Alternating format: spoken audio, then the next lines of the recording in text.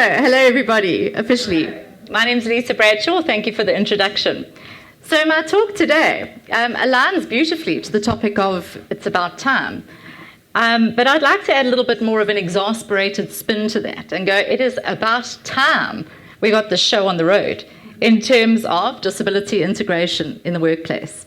So right now, if you have a disability in the workplace, you are hot property. Finally, after many centuries, we're having our moment to shine. And the reason is because we've got companies that are actively going out to seek people with a disability to employ, right? In South Africa, if part of you have been down our road to democracy, you'll know that we've spent a lot of time and money and effort trying to understand how we got to a place where we were judging people's abilities based on them belonging to a particular group, and how we assign people's abilities according to our stereotypes of what they can and can't do. We spent a fortune as companies promoting diversity and saying, well, you know, it's just differences, it's just diversity, celebrate it. And we spent a lot of money looking at each other and going, wow, you know, gender and race and all the rest of it, it adds to our value. We can't judge people based on our stereotype understandings. So I asked the question, why is it that people still approach me with that sing-song pity voice and give me the cognitive credibility of a 5-year-old? And they come and say, hello, and what's your name?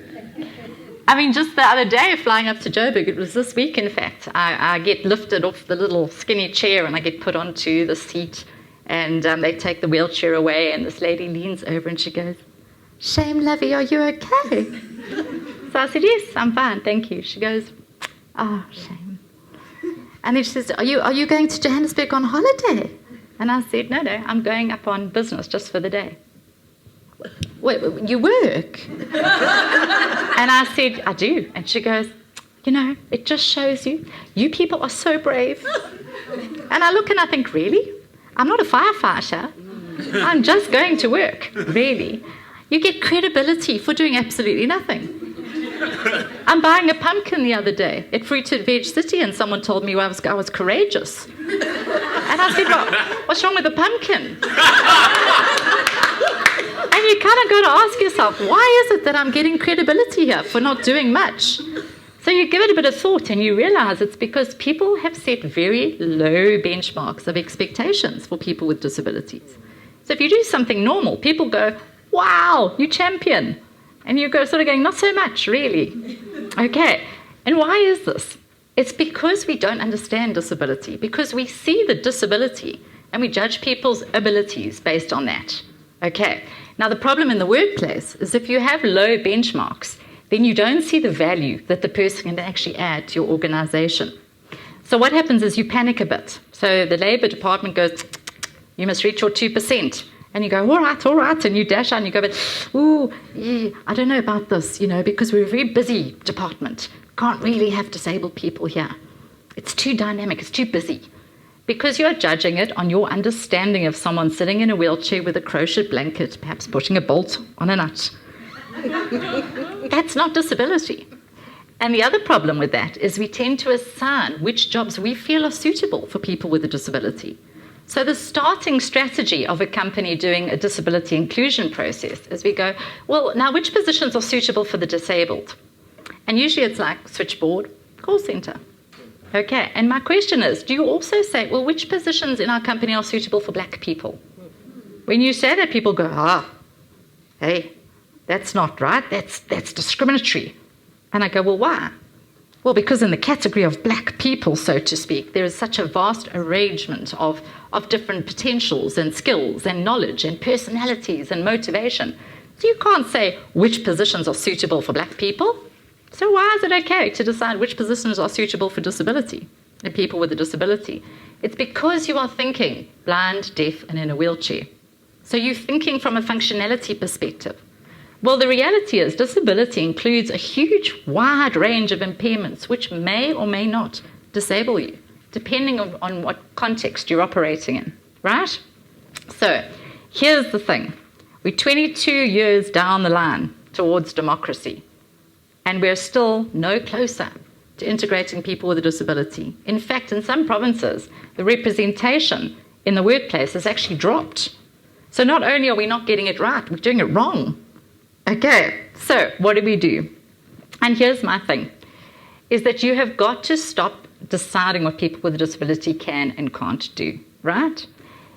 The problem that we're doing is we're trying to find people with disabilities that fit into our existing structures. So if you can find someone who's missing a pinky, woohoo, we can tick the equity box, and there we go. Or somebody with a minor hearing impairment in the left ear.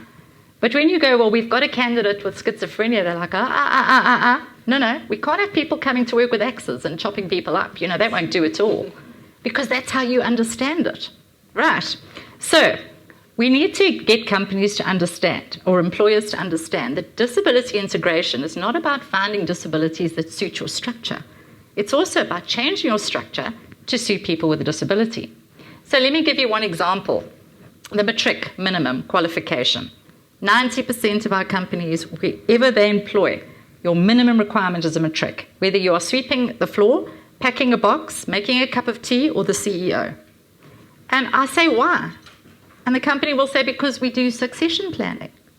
So I go, well, listen, here's a problem. If you look at our special needs schooling system in South Africa, if you think our mainstream schooling is bad, it is horrific, because we don't have the resources. So we don't have the right skills. We don't have money to resource from an assistive device perspective.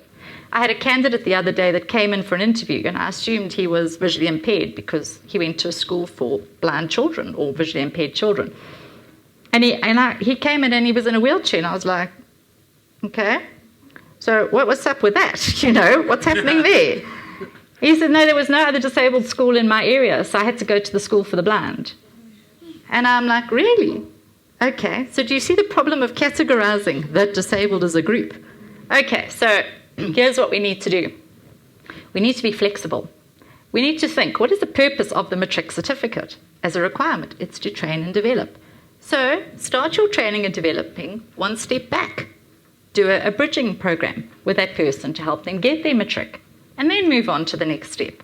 It's flexibility, but people panic when you don't have a one-size-fits-all policy. Now, you don't have to go and change your company policies to say, well, now any person with a disability doesn't have to have a matric.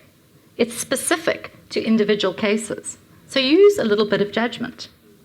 Did this person have equal access to schooling? No. Did this person manage to get a matric? No, but they managed to get a grade 10 or 11. Do they have learning potential to learn in this job? Yes, they do.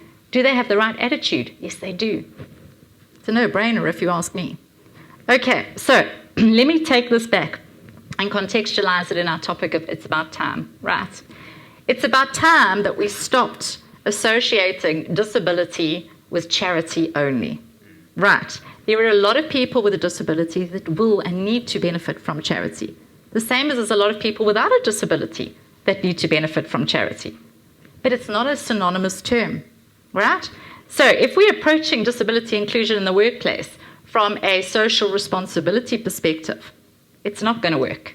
If you're doing it as a value-add transaction, this person is going to bring value to my organization and I'm going to bring value to that person, then it's sustainable. And I read a very interesting statistic the other day. It had me giggling. It says that it's estimated that of your working age population of people with a disability that are around today, 70% of those people actually acquired their disability at some point. They were not born with it. So I'm just saying, Alex, from a risk management perspective, the older you get, it's really going to work to your benefit. Start getting it right now. Put things in place. Right. The other thing is disability is just diversity. It will be normalized, the same as gender and race was, once we just get used to it.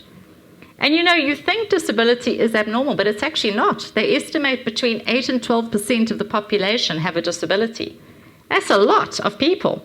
And I just have to relate it to my post-divorce dating game. You're drawing from single men over 40. There's your pool, right? Now, they've got to have a strong back, because there's no point me dating someone who can't pick me up. And your pool goes to that. I mean, there's a lot of pedestrians out there that are on a slippery, slidey slope. You're not that far away from disability yourselves. So it's really not as uncommon as you think. All right. The other thing is it is about time we stopped thinking about disability as something medically wrong with that person. Disability is not about what's broken in you. It's a dynamic between you, your impairment, your personality, your upbringing, your opportunities, and your environment. So I want to give you an example. What about somebody of short stature? So somebody, let's just say, might know somebody that's having dwarfism, is the common term. That person is functionally absolutely perfect. There is nothing actually that is impairing that person, right? Until you put that person in an environment that is built for average height people. So your cars are all built for average height people. Your modes of transport, your production lines, your manufacturing equipment, your machinery, your hospitality areas, these ridiculously high desks at reception, and your banks, where all they see is my hand flapping around the counter, and that's how they know someone's here. Okay, so you don't actually have the disability until you're placed in a context that disables you. And if you can get this right in the workplace, stop worrying about all these lists of disabilities so you can go and look on your checklist and go, hang on, you're not on the list. You don't have a disability, sorry. Look at the person. Look at the function and the job that they're going to be in. Decide what is disabling them and see if you can remove or minimize that barrier. That is reasonable accommodation. Okay? So I did my MBA thesis on disability integration strategies, and one of the things I really enjoyed was to tell companies this little snippet of information. I know that the principal driver of disability inclusion is because we want to comply with the labour legislation, because we know it's part of diversity, because we have to do it to be an equal opportunities or environment or culture or country. But there's also a little bit of a competitive edge you're forgetting about right here. Okay? And here it is. They reckon that about 20% of the consumer population is directly influenced by disability in some way in their decision making. So although 8 to 12% of the population have a disability, they all have friends and family and spouses and children. And so that factors into their choice of consumer behavior. So if I want to go to a restaurant for dinner, for supper, I will choose the accessible restaurant over the non-accessible restaurant. And maybe that restaurant is accessible because they employed somebody with a mobility impairment. So I go to that restaurant. And so do the 15 people that I was going out to supper with that night. So can you see the consumer impact? 20%. The other thing is, from a branding perspective, it gives you the same positive, touchy-feely image as it does when you say you're environmentally, friendly and you're going green. We get the same green status. Okay, so there's this restaurant in Cape Town that I heard about the other day, and I think it's fabulous. It's called Brownies and Downies. And what this restaurant is they employ people with intellectual impairments or learning impairments or people with Down syndrome. And it's a training organization, so they train on all hospitality-related skills. But they also sell their product as a restaurant. And people come there, and it is very, very popular. Do you know why? People like to see people being empowered. It makes them feel good. So their prices are high. Their food is good, and they are very busy. You're spotting the competitive edge here. So it just makes good business sense. So I want to wrap up by saying this. When it comes to disability, don't panic. It's just diversity. We'll get used to it. Don't worry. Okay. The second thing is, no more meetings about it. No more bits of written legislation. We've got all of that in paper, and that's how we put it in practice. Get going. Consult with the experts. Get help. Do it right from the beginning. Okay? But get moving on it. It's about time we got this show on the road.